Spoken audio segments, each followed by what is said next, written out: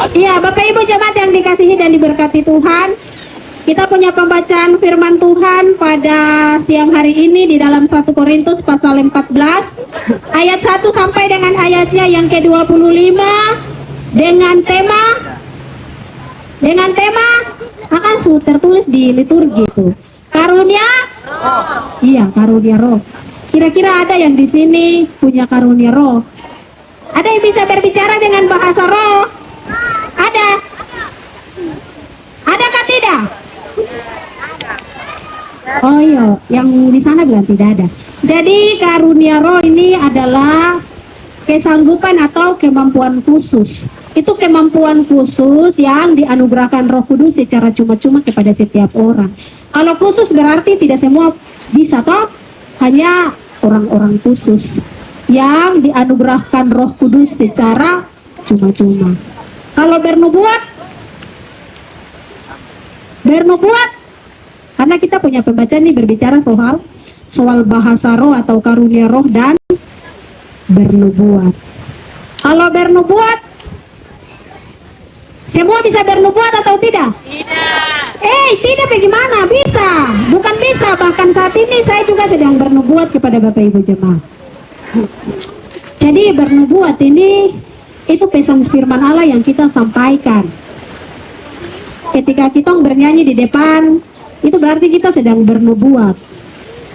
Kita berdiri, memimpin ibadah, melayani ibadah, itu berarti kita sedang bernubuat. Kita menyampaikan pesan Tuhan atau wahyu Tuhan itu kepada orang lain. Itulah kenapa Rasul Paulus ini dia menasihati jemaat yang ada di Korintus. Sebab banyak ajaran yang masuk di jemaat Korintus, banyak kepercayaan yang masuk di jemaat Korintus, sehingga membuat orang-orang Kristen yang ada di jemaat Korintus ini, mereka mau menunjukkan kehebatan mereka dengan harus bisa berbahasa roh. Harus bisa berbahasa roh supaya orang-orang dari kepercayaan lain bisa melihat mereka dan menganggap bahwa dorang ini lain daripada yang lain karena dorang bisa berbicara dalam bahasa roh. Kenapa Paulus bilang bahasa roh itu tidak membangun? Yang membangun adalah kita bernubuat. Karena kalau berbicara bahasa roh, hari ini saya bicara bahasa roh, Bapak Ibu dong tidak mengerti. Bahasa roh juga harus diselidiki. Ini roh yang berbicara kepada dia atau dia bicara bahasa takaruan. Karena tidak semua orang yang berbicara bahasa roh itu berasal dari roh. Jangan sampai dia jalan takaruan di hutan sana, dia kerasukan, dia bilang itu bahasa roh, padahal bukan. Itu bukan bahasa roh, karena bahasa roh itu kesanggupan khusus atau kemampuan khusus yang dianugerahkan Roh Kudus secara cuma-cuma kepada orang itu. Kemudian ketika dia berbicara bahasa roh, dia harus bisa untuk menafsirkan bahasa itu, supaya ketika dia bicara bahasa roh, orang lain dong mengerti. Tapi kalau tidak, percuma, sia-sia, tidak berguna, karena tidak dapat membangun jemaat. Itulah sebabnya Rasul Paulus ini dia menasihati jemaat yang ada di kota Korintus supaya dong punya keinginan yang sia-sia, mau saja untuk bicara bahasa roh itu simpankan dulu. Yang lebih utama dan yang lebih penting untuk membangun jemaat adalah bagaimana kita bernubuat. Bernubuat ini yang sangat penting di dalam kehidupan orang-orang di kota Korintus, tetapi juga di dalam kehidupan orang-orang yang ada di jemaat GKI Shalom Mandoki. Kenapa saya bilang bernubuat ini sangat penting? Sebab ketika kita bernubuat itu berarti kita menyampaikan pesan Tuhan itu kepada sesama kita. Ketika kita bernubuat itu berarti kita membangun jemaat dengan kasih, dengan sukacita, dengan damai sejahtera, seperti lagu-lagu yang tadi anak-anak par menyanyi, vokal grup PKB menyanyi, vokal grup Shalom menyanyi. Jadi itu kamu bernubuat. Ketika orang lain mendengarkan lagu yang kamu nyanyikan itu, oh ini pesan Tuhan yang disampaikan lewat lagu. Dan yang sangat penting dari bagian firman Tuhan yang saya garis bawahi adalah kasih. kasih dalam jemaat ini sudah semakin memudar. Kasih di dalam jemaat ini sudah semakin jauh dari kita punya persekutuan. Nyatanya kadang-kadang ibadah kosong, cuma 1-2 orang, 3 orang, tambah dengan anggota yang dikunjungi, sampai membuat kami ini mereka harus bersungut-sungut karena tidak ada kasih. Kalau ada kasih di dalam persekutuan anggota muda, maka kamu akan saling menasihati, saling mendengar, dan ibadah itu akan berjalan tanpa ada masalah, tanpa ada rintangan. Tapi karena tidak ada kasih, tidak ada yang mau bernubuat, akhirnya ibadah kosong, satu bicara satu cerita satu, itu berarti bukan bernubuat namanya. Begitu juga dengan unsur-unsur yang lain. Tidak ada kasih, akhirnya bikin kita baku marah. Tidak ada kasih bikin kita baku berteriak, kita tidak mau baku dengar. Siapa yang mau dengar siapa? Masing-masing urus diri sendiri-sendiri.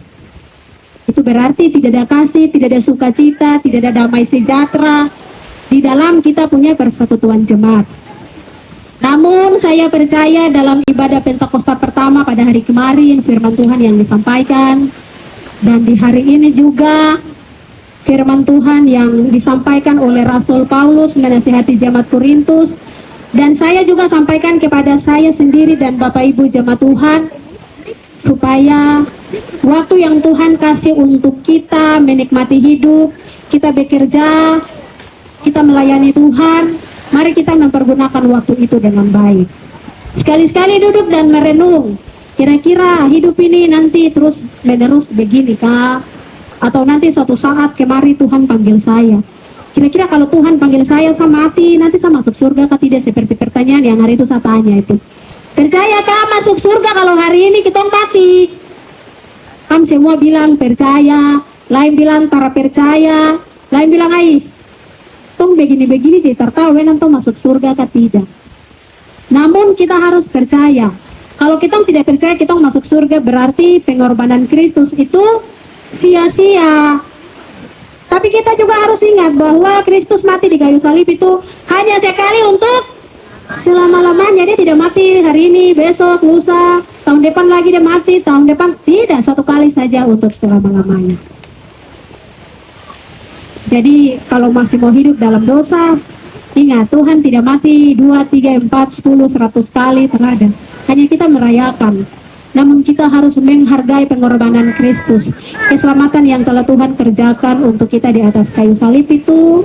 Mari kita hargaikan, sebab itu miliknya kita, milik orang-orang yang mau percaya, milik orang-orang yang mau bernubuat bagi Dia. Sebab ketika Dia datang untuk kedua kalinya, kita akan bersama-sama dengan Dia, memerintah bersama-sama dengan Dia, dan duduk bersama-sama dengan Dia. Tapi kalau hari ini masih mau baku marah, masih mau bakalahi, masih mau baku cerita orang, hari ini masih baku kejar di jalan-jalan dengan alat-alat tajam, jangan berharap, sebab itu berarti tidak ada kasih. Maka mau bicara tinggi tentang firman Tuhan tapi tidak ada kasih dalam punya hidup, percuma sia-sia.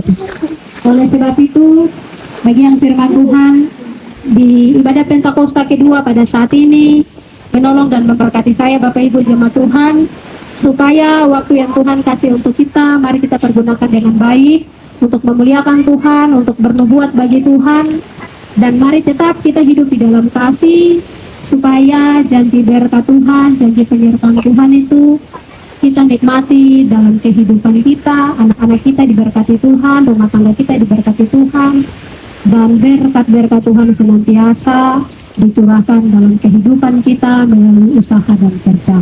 Tuhan menolong dan memberkati kita dengan firman-Nya. Amin.